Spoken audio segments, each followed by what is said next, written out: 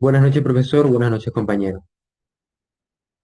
En primer lugar, voy a explicar el concepto de cada una de las categorías siguientes: autoidentificación cultural, raza, etnia, taxonomía culturales, que están íntimamente relacionadas con el proceso de identificación de una población. En segundo lugar, se identificará un país que utilice estas clasificaciones. Y por último, una conclusión general. Autoidentificación cultural. Bien, para entender a qué alude la autoidentificación cultural, podemos hacerlo separando conceptualmente los términos. Por ejemplo, autoidentificación presupone la construcción de identidades. Es el derecho de decidir de manera libre y voluntaria la pertenencia a una nacionalidad, pueblo o etnia. Mientras que la cultura, de acuerdo a John Macionis, se refiere a conjunto de valores, creencias, actitudes y objetos materiales que constituyen el modo de vida de una sociedad.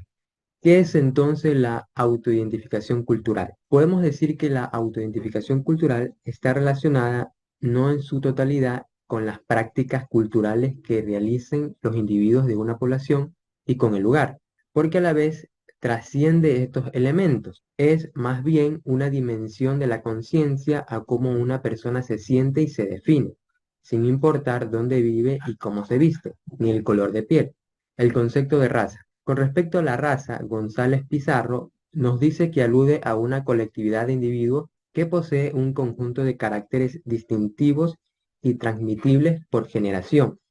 Otra manera de entender el término de raza es el concepto descrito por Aparicio Sánchez, el cual se refiere a la raza como al conjunto de individuos con caracteres morfológicos, fisiológicos y psicológicos propios, por lo que se distingue de otros de su misma especie y que son transmisibles por herencia dentro de un margen de fluctuación conocida. El concepto de etnia. En cuanto a la etnia, se habla de la identificación a través del idioma, la religión, la historia colectiva, el origen nacional u otras características culturales. Una característica cultural o un conjunto de características es el elemento constitutivo de una etnia. Taxonomías culturales. En cuanto a las taxonomías culturales, digamos que puede entenderse como una clasificación de culturas, una clasificación que permite identificar y jerarquizar la diversidad dentro de un territorio. Entre los países que utilizan estos tipos de indicadores tenemos a Perú,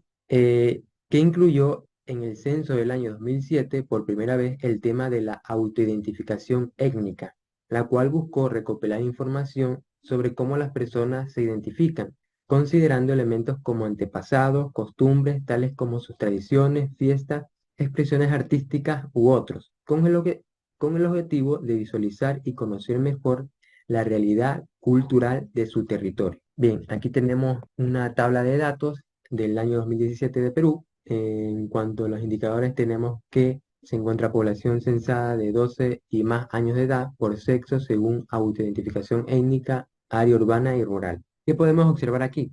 Por ejemplo, en el área urbana, la mayor población que se autoidentificó como mestizo es de 11.905.763 personas, que equivale al 63,9%, mientras que en el área rural, 2.059.491 personas se identificaron como mestizo, que equivale a 45,1%.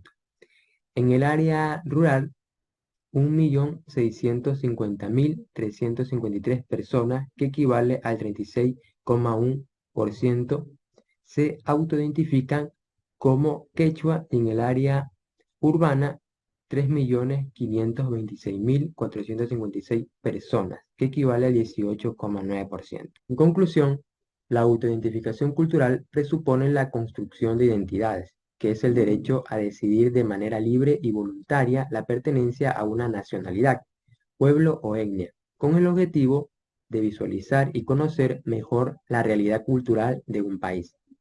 La raza se refiere a caracteres distintivos y transmisibles por generación, y la etnia, la identificación a través del idioma, la religión, la historia colectiva, el origen nacional u otras características culturales.